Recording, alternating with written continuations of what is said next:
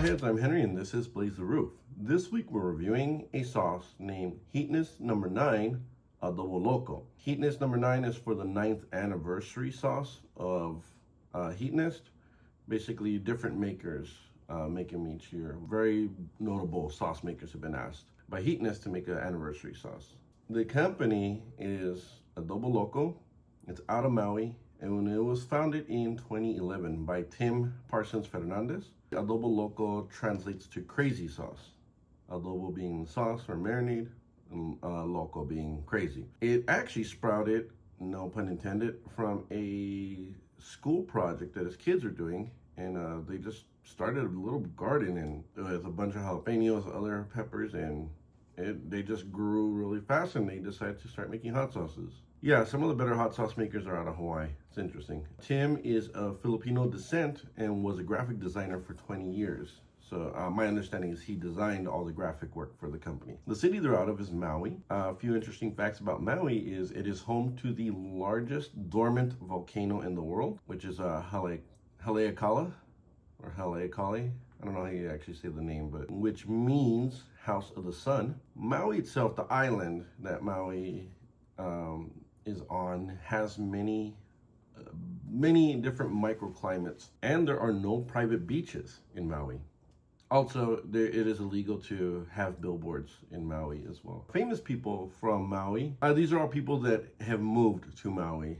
So we're talking about Oprah Winfrey, who was definitely one of the bigger players out there in the world, or was. Woody Harrelson, and the one and only Willie Nelson.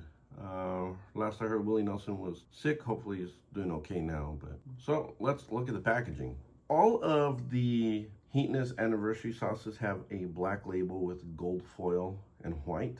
So this one has, well, it's got the Heatonist logo there and the little flame. And it says by Heatonist, number 9, Adoboloco. And yeah, it's got all the writing is in gold. And hopefully I can read this shit. Also got a black wrapper. It's pretty straightforward, but yeah, these labels are always pretty intricate. They're either black and yellow or black and gold, which aren't even the colors of the Heatonist. Still looks fancy, right? I mean, this one has like a, I assume that's like a cherry blossom branch.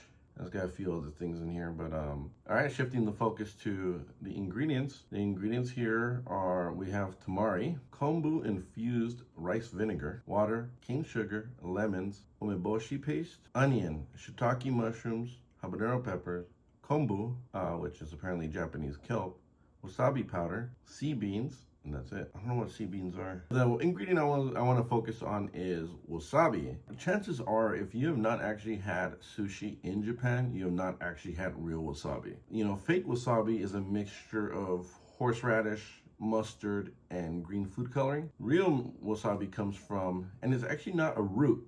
People think it's actually a root, but it is from a plant called Wasabia japonica. It's actually not a root, but rather an underground stem. What's the difference? I don't know. You'd have to ask a horticulturist about that. The real stuff is less intense than the fake stuff and has a more complex flavor. And it is in the cabbage family, so it's actually in the same family with not only cabbage, but mustard and horseradish as well. And it is considered one of the single most difficult crops to grow.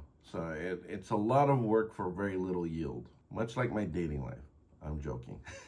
I don't date, fuck that. I'm done with those days. Before we get any further, let's hear from this week's sponsor.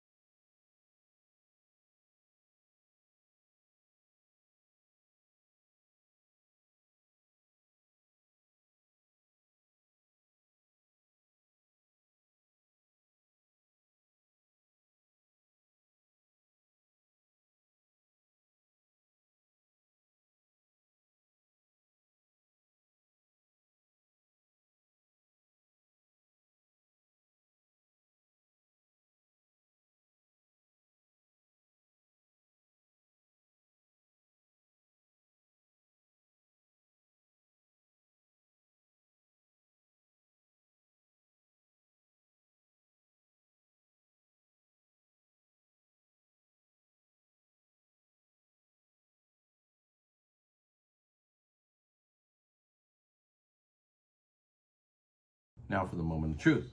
All right, so it should smell like miso. So it is made from fermented soybeans like soy sauce, but it doesn't have wheat in it like soy sauce does. So tamari is its own, it's like a heavier type of, it's a sauce that's used in Japanese cuisine. Can't say smell much else. And then it said it has shishito peppers, but what else did it say? Wasabi, habaneros. So I expect this to have a little bit of a kick to it. But and Adoboloco, they make some really good sauces. I've really been happy with a lot of them, so I'm pretty excited about this. And then this will be a Hawaiian take on, I guess, Japanese flavors. So again, it's brown and looks like soy sauce. It is rather viscous. And what I would say about this is, yeah, it's almost like reddish as well, and even green at the same time. All right, let's just dive right into this here.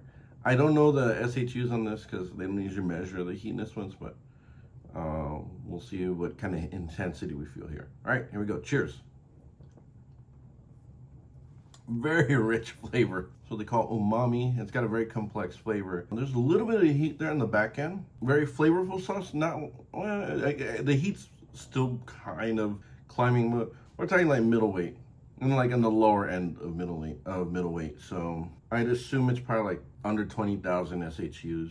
But it didn't burn in the back of the tongue, so that's the habanero there. There's a lot of flavors going on though. It's a very complex sauce. And again, tamari by itself has a lot of umami flavor with everything else that's added in here. Maybe the wasabi, there's a little bit of that in the back end, but it's not as strong as I thought it would be. The dominant flavor is the tamari.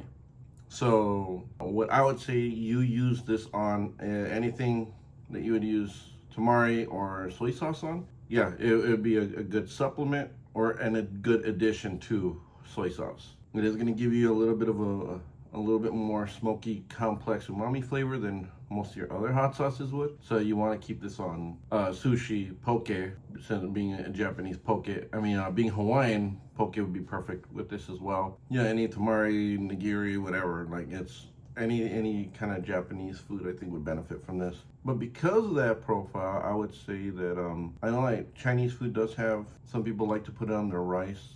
You can experiment with it and see what you like it on. But again, it's very much in the same line as the other soy sauce one that I did a few weeks ago. Yeah, very tasty sauce. Again, Adoboloco always comes through. I think all their sauces have been really good. My favorite is still the Faya Faya. But yeah, this one's very tasty.